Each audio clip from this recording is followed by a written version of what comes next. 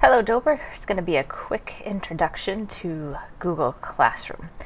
So as always, you're going to launch Google Chrome as your browser, so go ahead and open that up. In the app launcher here, this little grid of 9 boxes, go ahead and click that. Some folks have Google Classroom showing in this list, some folks don't. If you don't have it showing in this list, the easiest way to get there is to type into the Omnibar. Okay, this is called an Omnibar because you can search there as well as just put in a direct website address. So I'm going to type in the direct address for Classroom, which is classroom.google.com. No www dot in the front, just classroom.google.com. Okay. When you get to this page, if it's the first time you've been there, you're not going to see this screen yet. You'll see something a little bit different. You need to make sure that you're signed in with your SAU11.org account. And about here on the screen, if it's your first time, it'll have a little box that will ask you if you are a student or a teacher. Please click that you're a teacher. This will allow you to create classes later.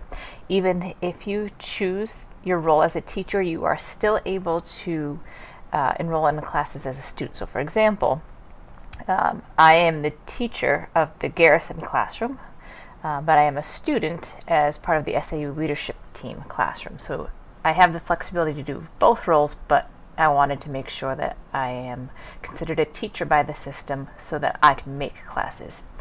If by accident you have chosen the wrong choice, you said student by accident, just shoot me an email, b.dunton@dover.k12.nh.us, and I can reset your account for you. Okay? So once you are in and you've chosen teacher, you'll have a blank screen with this little plus up in the corner. So if you click that, you have an option. You can either join a class, this would be as a student, or you can create a class. So to create a class, go ahead and just click that, and you're just going to give it a name. So say you're creating a class for first period science, say. Or you might call it science and call it section 1, 2, 3, whatever it is. Okay, so go ahead and click create. It'll just take a moment as it creates your classroom for you. Okay. So now it brings me into my classroom. It sets up a automatic theme for me. It gave me a cell for science, which is pretty great. It does just randomly pick a theme for you. If you don't like the automatic theme, you can click here and select your theme. There's a gallery of different photos, and then there's also some just kind of plain patterns. You can pick the one you like and just set the theme. Okay. You will show up here as the teacher, and Classroom has 3 pieces to it. The first part here is called the stream. This is a little bit like a Facebook feed. It's a stream of different announcements and assignments. Okay. Here you have your class code. Students can join the class 2 ways. You can bring your class to the computer lab and have them also log in to Chrome and then go to Classroom. And then when they click the little plus, they would click join class and they would type in this code. That's the quickest way to do it, I think, but if you want to have everybody ready to go when you first walk in, you can go to the Students tab, and any students that have been activated and have their Google Forms permission slips in, you can invite them just by typing in their usernames here. Okay? So I'm going to find anybody with the last name, say, of Smith. So I have all these folks that come up. Some of these are anybody that starts with a number is a student here in Dover. You also have a choice on the student page about how much control you give to students on your stream. Okay, so like I said, stream is a little bit like Facebook. You can, from here, create a question for your students to answer, create an assignment for them, or just make an announcement. So a quick announcement might be, welcome to science. Let's just do that for now. And then you can add a file to that if you wish. from your computer. You can add a file from your Google Drive. You can insert a YouTube video or a link to any website. So we can add any of those, or you can just go ahead and post. Or you can save it as a draft if you don't finish. I'm going to go ahead and post that. So it just shows up here as a box. As I add more, the posts will get pushed down. If there's something I want to have brought back up to the top, when I have more than one item in my stream, I can tell it to move it to the top. I can edit and I can delete my posts. Students right now in this classroom have the ability, they can also post like I just did and comment on others' posts. You need to decide how you want to use Classroom with your students. Do you want to make it so that students can do both of those things? Or perhaps only you can post but students can comment on your posts? Or it's information only for students. They can only see what you post. Okay? So you want to think about how you want to use Classroom and what you want students to be able to do. On your About part, you can put in some information about your class. You can add materials. You could add in a syllabus here, some often used documents, things like that. If you co-teach a class or you work with somebody closely, you can have two teachers on a classroom, so you can have somebody else manage this with you. The pretty powerful part about Classroom is how well it integrates with Google Drive. So Google Drive is just online storage space that can store any and all types of documents. So you can create an assignment for your students, an essay prompt, something you need them to fill out in Drive, and then assign it to them here in Classroom. So in order to do that, Classroom and Drive work really closely together. So I just opened up a new tab, and I might go to Drive. When you start working in Classroom, it automatically creates a new folder in your Drive called Classroom. Okay, so I didn't make this folder. It was automatically made for me when I created my Classroom. So I can go ahead and open that up, and I have folders here for all of the classes that I've made. So this is the one I've just made, so First Period Science. Right now there's nothing in there, it's brand new. So maybe in this folder I'm going to create a new document. It's letting me know that this folder is shared with any student in that classroom, so just letting me know that anything that I put here others can see. So I'm going to go ahead and say OK, and this is going to just be called Assignment 1, and perhaps it's something like, I don't know, list the steps of the scientific method.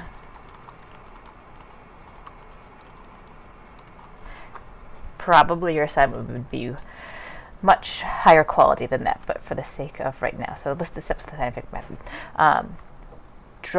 Google Docs and Drive is great. As you can see, everything's saved in Drive. I don't have to do anything else. I can just go ahead and close this tab, and everything is all set and saved. And you can see I'm in my folder of First Period Science, and here is that assignment. So now I'm going to go back to Classroom.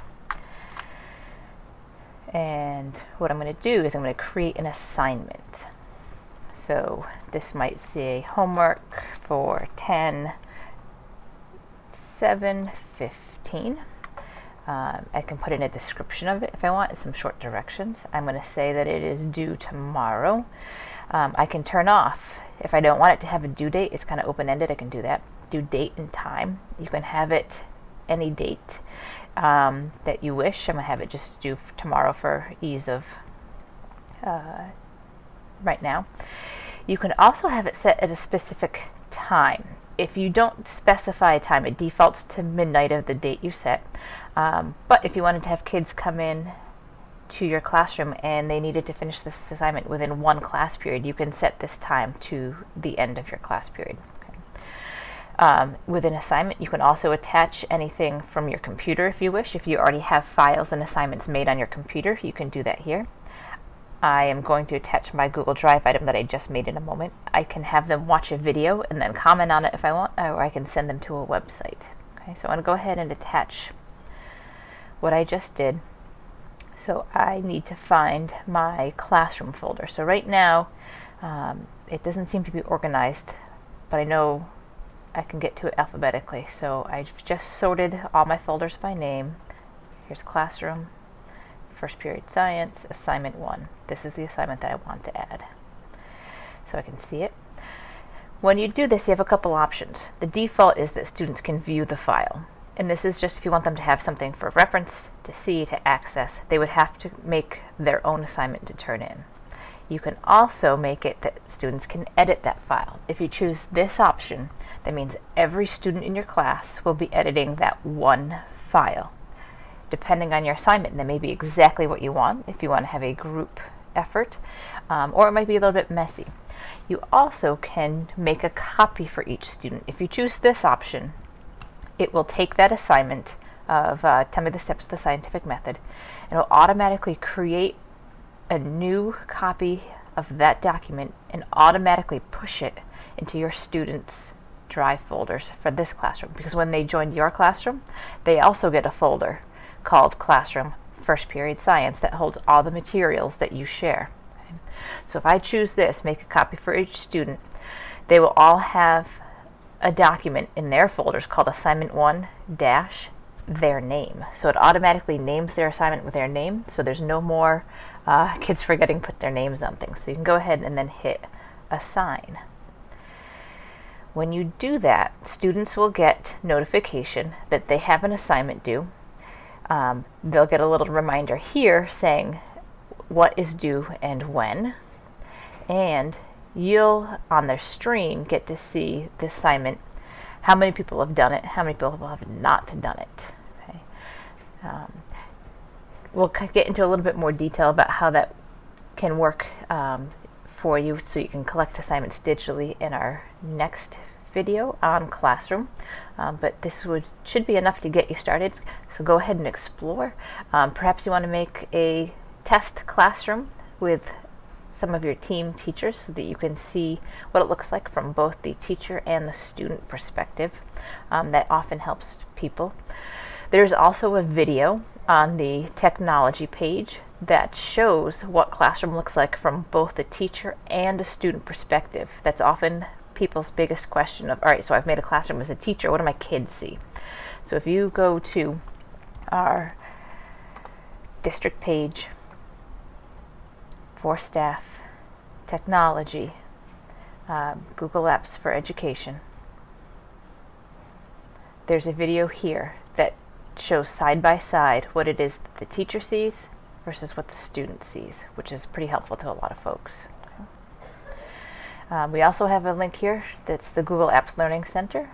It walks you through how to use many of the common Google apps. It's a great resource.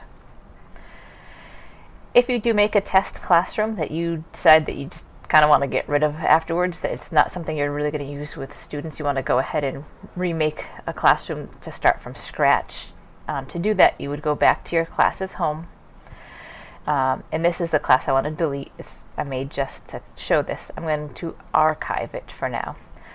So you won't be able to make any changes. And then you can fully delete it later on in the archive classes menu. So I'm just going to go ahead and archive that for now. And that should be enough to get you going. Good luck, have fun, and experiment.